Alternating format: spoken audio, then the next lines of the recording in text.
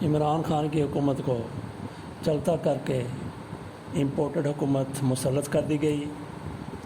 اس میں چال باز لوگ شامل ہیں، مجرم ہیں، ملزم ہیں، نوسر باز ہیں۔ آج 8 دن بعد کابینہ کی طرف سے حلف اٹھایا گیا ہے۔ کابینہ میں کون لوگ شامل ہیں؟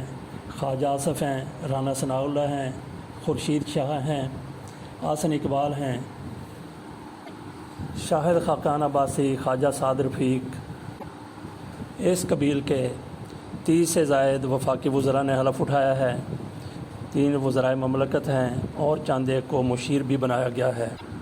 جن کے نام لیے ہیں یہ سارے کے سارے ضمانتوں پر رہا ہیں، کسی نہ کسی جرم میں ملوث رہے ہیں، اور ہمارے وزیر اعظم شہباز شریف وہ خود بھی اربوں روپے کے کرپشن کیسز میں مطلوب ہیں، وہ خود بھی ضمانت پر رہا ہے، اور ان کا بیٹا جسے وزیر اعلیٰ پنجاب بنایا جا رہا ہے حمزہ شہباز شریف، اس کی بھی یہی سٹیٹس ہے۔ اس امپورٹڈ حکومت کو پاکستان پر مسلط کیا گیا ہے اور اس میں کسی شک و شبہ کی گنجائش نہیں رہ جاتی کہ سارے معاملے کے پیچھے، ساری حکومت سازی کے پیچھے ہمارے army chief general Qamar Javed Bajwa کا ہاتھ ہے۔ یہ ساری ڈوریاں ان کی طرف سے ہلائی گئیں اور کٹ پتلیاں ان کی طرف سے نچائی گئی ہیں۔ انہوں نے پاکستانی قوم کے ساتھ جو کچھ کر دیا، اس حوالے سے ایک ریٹائرڈ ایئر فورس افسر کا پیغام ملاحظہ فرمائیے۔ السلام علیکم۔ یہ میں جنرل باجوہ صاحب سے مخاطب ہوں۔ جنرل صاحب، میں نے ایئر فورس میں 20 سال گزارے ہیں اور مجھے اپنی سروس پہ بہت فخر ہے۔ میں لوگوں کو فخر سے بتاتا ہوں کہ میں ایکس ایئر فورس ہوں۔ میرا بھائی بھی آرمی میں تھا، وہ بھی اپنے بھائی کے ساتھ میجر لگاتا ہے۔ میرے کچھ کزنز بھی جنرل ریٹائر ہوئے ہیں، 3 سٹار بھی، 2 سٹار بھی، وہ بھی ابھی تک اپنے ناموں کے ساتھ جنرل لگاتے ہیں۔ تو جنرل صاحب، آپ نے ایک چھوٹی سی حرکت سے یہ نہ ہو کہ فوج کی جو عظمت ہے وہ ہمارے دلوں سے نکل جائے، ایک آدمی کی وجہ سے۔ میرا بہت اچھا دوست ایئر وائس مارشل سلیم نواز، جو ایئر چیف مارشل مشرف علی میر کے ساتھ فوکل میں کریش ہوئے تھے، ان کی اہلیہ فخر سے کہتی ہیں کہ میں شہید کی بیوی ہوں۔ 45 سال 40 سال کی عمر میں بیوہ ہوئی ہیں، 4 بچیوں کو اکیلے پالا ہے، اکیلی زندگی گزاری ہے، مگر فخر کرتی ہے۔ اور اس نے پچھلے دنوں بڑی ہارٹ بروکن تھی، میں آپ کو بتا نہیں سکتا کہ یہ کیا جنرل صاحب نے کر دیا ہے۔ انہوں نے فیس بک پہ اپنی ریزنٹمنٹ نکالی، دل کی بھڑاس نکالی کہ ہم نے اس لیے اپنی شہادتیں دی تھیں کہ آپ اس کو لوگوں کے دلوں سے ایک حرکت سے نکال دیں۔ ابھی پچھلے دنوں میں ادھر نوکنڈی میں تھا، بلوچستان میں، وہاں پہ کرنل وقاص تھے جن سے ملاقات ہوئی۔ کیا زبردست آدمی ہے۔ جب جنوری فیبری میں 8 دہشت گردوں نے حملہ کیا تو اس کی والدہ وہاں پہ تھیں، اس کی بیوی بچے وہاں پہ تھے، اور ان کے گھر کی دیوار پہ دہشت گردوں نے راکٹ مارا، ان کے لان میں آ کے گرینیڈ گرا۔ میں نے ان سے پوچھا آپ کی کیا اس وقت مینٹل سٹیٹ تھی جب آپ کے فیملی کے اوپر اٹیک ہو رہے تھے؟ کہتے ہم انیویٹیبل کے لیے تیار تھے۔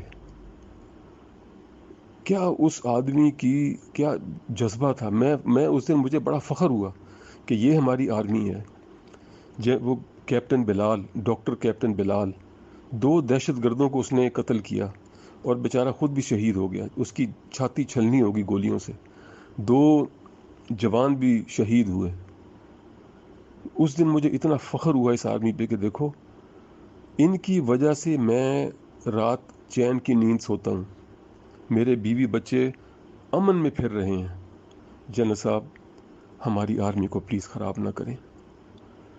کتنی بچیوں نے شہادتیں اپنے خامدوں کی دلوائی ہیں، 20-25 سال کی عمر میں بیوہ ہو جاتی ہیں، 2-2 3-3 بچے اکیلے پالتی ہیں۔ اب اگلے 50-60 سال وہ اکیلی گزاریں گی، گھر آ جائیں گی۔ ماں باپ جو ان کو روز دیکھتے ہوں گے، ماں باپ کے دلوں پہ کیا گزرتا ہوگا کہ ہماری بچیاں اکیلی اب موت تک اکیلی رہیں گی. ہمارے معاشرے میں تو شادی نہیں کرتے نا بیووں کے ساتھ، بہت کم لوگ کرتے ہیں.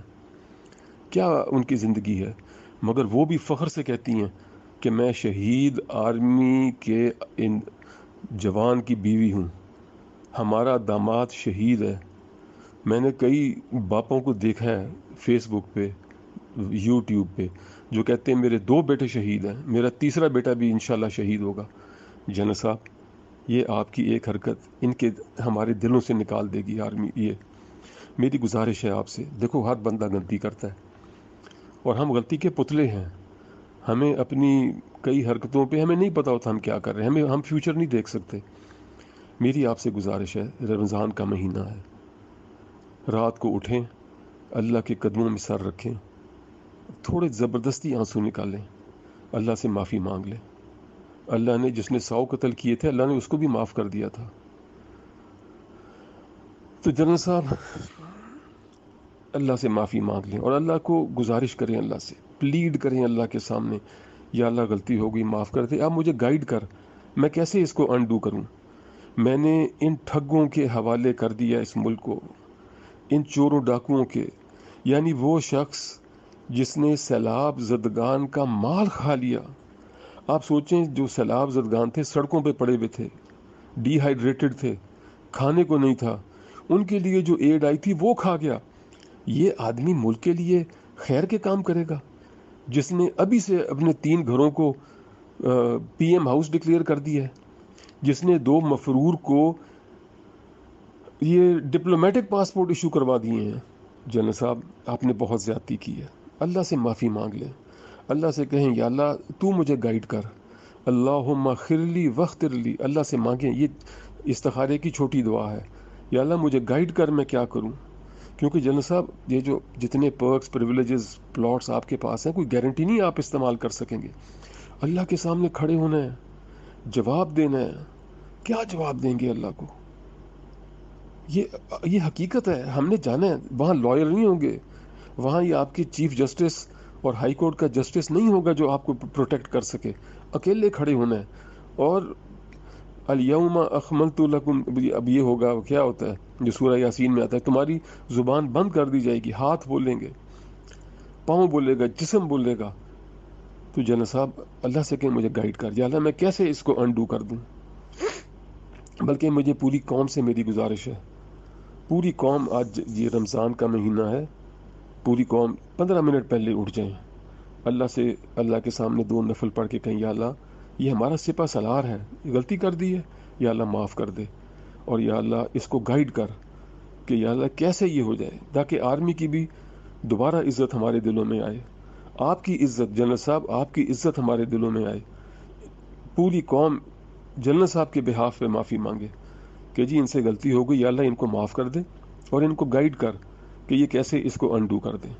انشاءاللہ، کیونکہ سب سے بہتر پلان اللہ کے ہیں، اور جب انسان معافی مانگتا ہے تو اللہ اس کو انڈو کر دیتا ہے.